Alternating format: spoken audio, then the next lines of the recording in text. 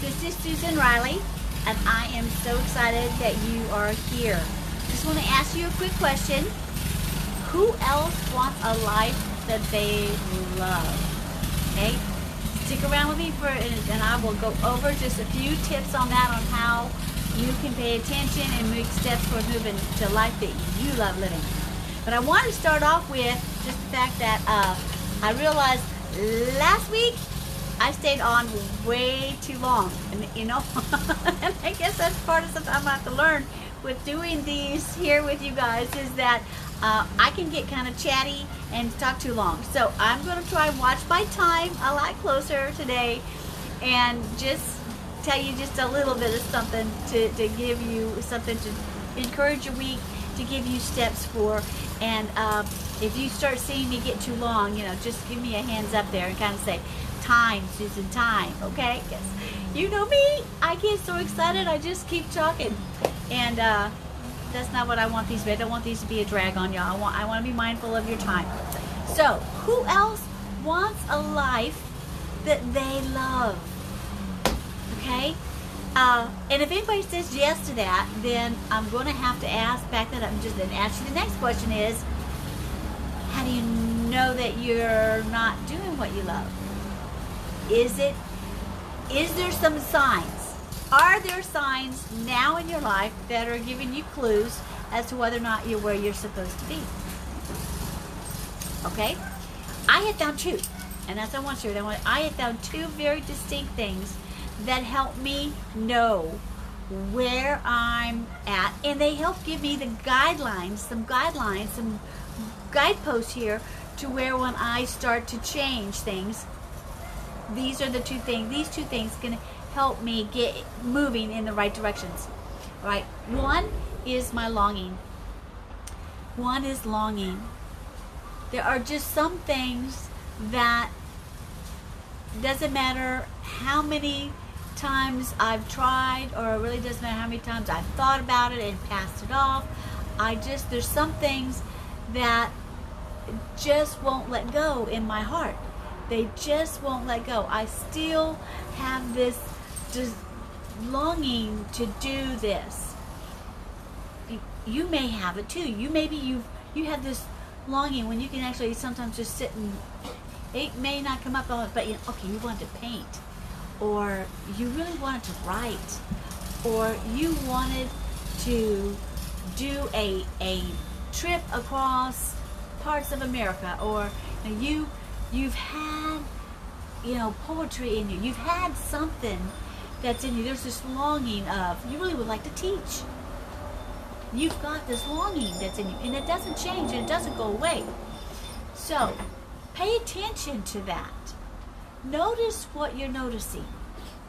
All right? Because I'm here to tell you what I've learned, and that is that everybody's longings is different. I don't have the same longings that you do, and you don't have the same ones that I do. But each of us have been given ones that they're not just fanciful thinking, and it's not just, daydreaming, although some of our ideas we've had for a long time. We had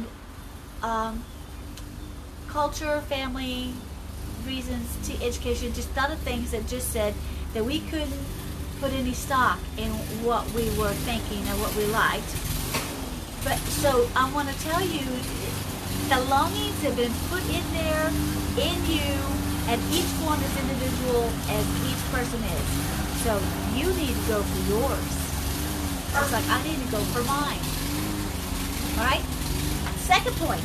Remember, we got to keep this short, is discontent. Where are there things in your life, areas in your life where you are not happy?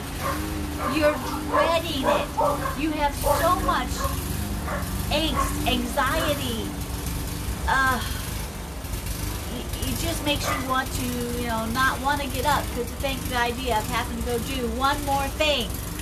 So, pay attention to the discontent. This is an awesome way for bumpers, guidelines along the road. If you are taking steps, no matter how small they are, towards your goal, towards your longing, towards the thing that lights you up, the thing that makes your heart soar and just brings life and excitement to you, then take a step in that direction. I posted I shared a post. It was an awesome video. It was just a blog post, podcast, and it just told the story about how sometimes when we have events that seem to be extremely negative, like getting fired from a job, and how we tend to take that as my whole world is quit, my whole world is a loss, my whole life is a loss, and I'll never get anything. But from that, getting out of that actually creates space for you to actually go do something different. And maybe you're just brave enough to really go do something that you enjoy and that you love. So just because something is different, don't be so quick to judge that it's bad and that it's horrible. And take it and use those two guidelines, the longings and take steps towards your longings. Go take a writing class. Go take a painting class. Go take steps towards that. Or pay attention to the discontent. You do only get to live on this planet for one time around. There are no dress rehearsals. There's not a stop and restart, get this do-over. Live your life now. So who else wants a life that they love? Okay, if you have gotten something out of this video, please write out in the comments your number one takeaway. And if you have something that you have this, just write it in the comments, because I will read over every single one. Thank you. God bless you, and I'll see you next week. Bye. Mwah.